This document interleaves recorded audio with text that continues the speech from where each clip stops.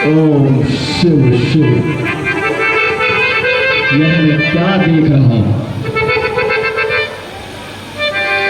देखा है आज स्वप्न मैंने, देखा है आज स्वप्न मैंने, देखा है आज स्वप्न मैंने।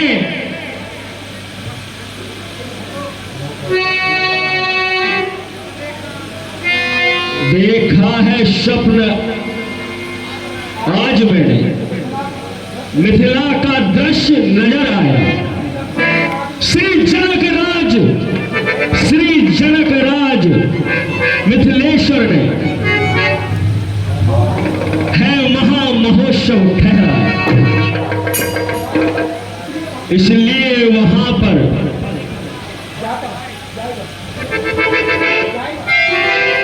हो रहा स्वयंवर सीता का, हो रहा स्वयंवर सीता का, इसलिए वहां पर जाएगा। यदि जाता नहीं वहां पर तो, यदि जाता नहीं वहां पर तो रावण अनर्थ दिखलाएगा। जनकपुरी से पत्रिका, जनकपुरी से पत्रिका आयो है मम पास, हेतु रणभूमि में जाना होगा खास।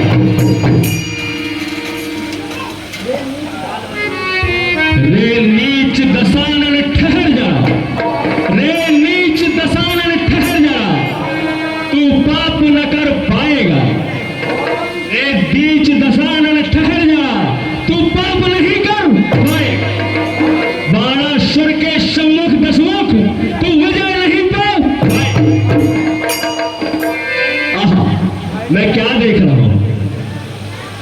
मिथिलापुरी में राजा जनक ने अपनी पुत्री सीता का विवाह रचा। वहां देश देशांतर के राजागण उपस्थित हुए। वहां जाना सर्वथा उचित। यदि मैं वहां पर नहीं जाता हूं तो अवश्य ही लंका का राजा रावण उपद्रव मचाएगा। इसलिए हे रावण, तू सावधान हो जा, बाणासुर आ रहा है।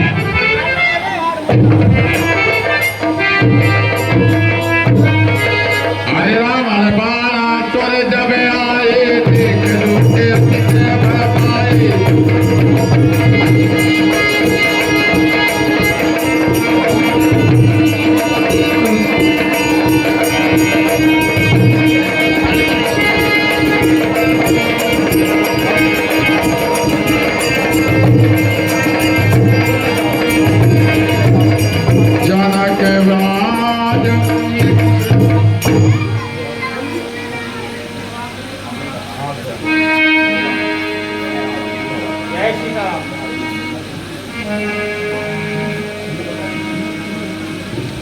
जय शंकर की राजा।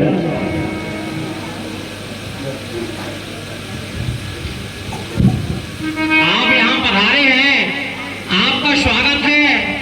यहाँ की व्यवस्था आप देखिएगा, कोई कमी ना आने पाए। बहुत अच्छी बात है राजा। देवी सीता का स्वयंवर बाणासुर के संरक्षण में है। आप किंचित भी परेशान न हो, यहाँ कोई भी उपद्रव नहीं मचा पाए। देखिएगा, मैं जा रहा हूँ। जय शंकर, जय शंकर। अरे तब रावण बोला हर साई, कहाँ किया कोई देव बताई।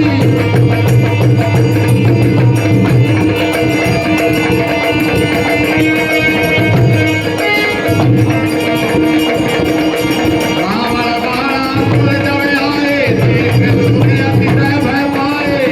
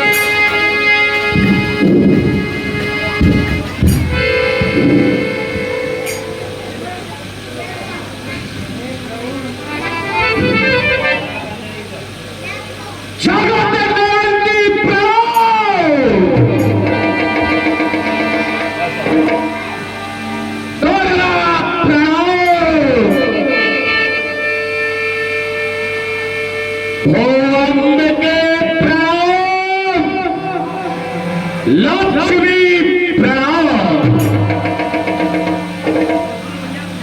सीता प्रणाम।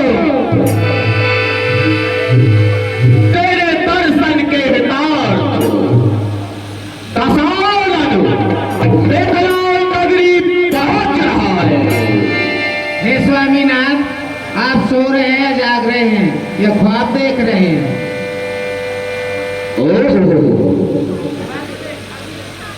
कितना मनोहर, कितना सुंदर, कितना मनोहर, कितना सुंदर स्वप्न है परम पुनीता। हर सिद्ध होकर श्री जनक राज ने रचो स्वयंवर सीता सीता। वैश्यपति एकत्रित है सब, वैश्यपति एकत्रित है सब। जिनमें है रघुकुल रामा, निश्चर कुल तारण हेतु प्रगटे दशरथ के धनुष तोड़ ब्याह तो पुत्री, धनुष तोड़ ब्याह तो पुत्री। भला ही जनक जमाई, हरी इच्छा है आज प्रबल, घर बैठे मुक्ति आई।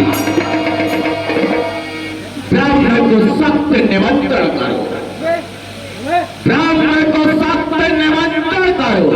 मैं मिथिला नगरी जाऊं, रूप राम खल गए भाग्य, उस दशरथ के गुण गाऊं। हे स्वामीनाथ, सीता आपकी कैसे पुत्री है? मंदोदरी, कहिए स्वामीनाथ। यह बहुत समय पहले की बात है, जब मैंने तीनों लोकों में विजय प्राप्त की। मंदोदरी, कहिए स्वामीनाथ।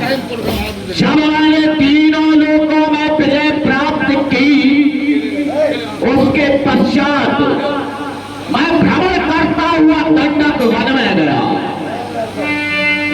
वहां मैं देखता हूं बहुत से ऋषि संत और हवन कर रहे हैं। जब मैंने उनको हवन करते हुए देखा तो मैंने सोचा कि यदि ये ऐसे ही हवन करेंगे तो देवताओं की शक्ति बढ़ जाएगी। इसलिए मंदोदरी, मैं उन ऋषियों के पास गया और जाकर के उनसे मैंने कहा कि यह जो हवन यज्ञ तुम कर रहे हो, इसका मुझे कर देना होगा। ऋषियों ने हाथ जोड़ करके कहा कि लंकापति रावण तुम्हारे कर देने के लिए हमारे पास कुछ नहीं है, लेकिन जब आपने कहा है तो आप कल आइएगा, हम कुछ ना कुछ अवश्य देंगे। मंदोदरी, कहिए स्वामीनाथ। जब मैं पुनः दूसरे दिवस वहां पर गया तो मैं देखता हूं कि सभी ऋषि मिलकर के अपना थोड़ा थोड़ा रक्त एकत्रित करके और एक घड़े में रखा, और वह घड़ा मुझे देते हैं। मुझसे ऋषि बोलते हैं कि लंकापति राजा रावण यह घड़ा तुम्हारी मृत्यु का कारण बनेगा। मंदोदरी, कहिए स्वामीनाथ। मैंने उस घड़े को लिया और वापस लंका आ गया। मैं उस घड़े के विषय में सोच ही रहा था कि तभी यक्षों ने लंका पर चढ़ाई कर दी। मंदोदरी, कहिए स्वामीनाथ। मैं यक्षों से युद्ध करने ध्यान से सुनना मंदोदरी। जी। उसी समय रात्रि में तुम्हें प्यास लगी, अंधेले के कारण तुमने उस रक्त भरे गले का पान कर लिया। जब मन में खिलावानी हुई तो वह रक्त पुनः उस गले में भवन कर दिया। यक्षों से युद्ध करने के पश्चात जब मैं लंका नगरी आता हूं तो विचार करते हुए और उस घड़े को जनक राज की मिथिला नगरी में गड़वा देता हूं। मंदोदरी, कहिए स्वामीनाथ। जनक राज की नगरी में अकाल पड़ता है। सभी ऋषियों की सहमति से और जनक राज सोने का हल चलाने का प्रण करती है। मंदोदरी, कहिए स्वामीनाथ। जब जनक राज सोने का हल चलाते हैं उसी समय उस हल में यह घड़ा फंस जाता है और इस घड़े से एक कन्या जन्म लेती है। मंदोदरी जी। वही कन्या सीता है जो तुम्हारी और मेरी पुत्री है। आज उसी सीता का स्वयंवर हो रहा है। मंदोदरी, कहिए स्वामीनाथ। पुत्री का स्वयंवर हो और पिता ना जाए, ऐसा हो सकता है क्या? नहीं है स्वामीनाथ, मैं भी आपके साथ चलूंगी और पुत्री के दर्शन करूंगी। नहीं मंदोदरी, वहां से आमंत्रण पत्रिका नहीं आई, इसलिए तुम यहीं रहो। लेकिन मैं तुमसे वादा करता हूं कि एक बार सीता को लंका नगरी अवश्य लाऊंगा, अवश्य लाऊंगा।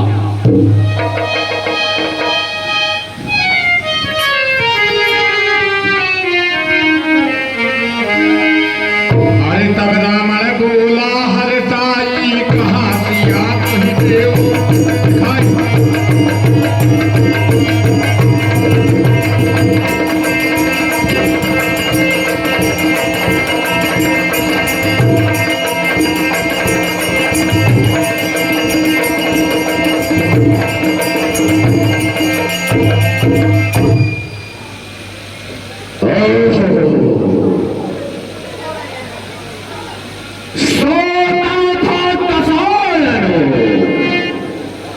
सोता था दसानन परंगता की निशंकता पर। अभी अभी एक छोड़ा ने आकर जगायो है। बोला उठो दशग्रीव राजा रावण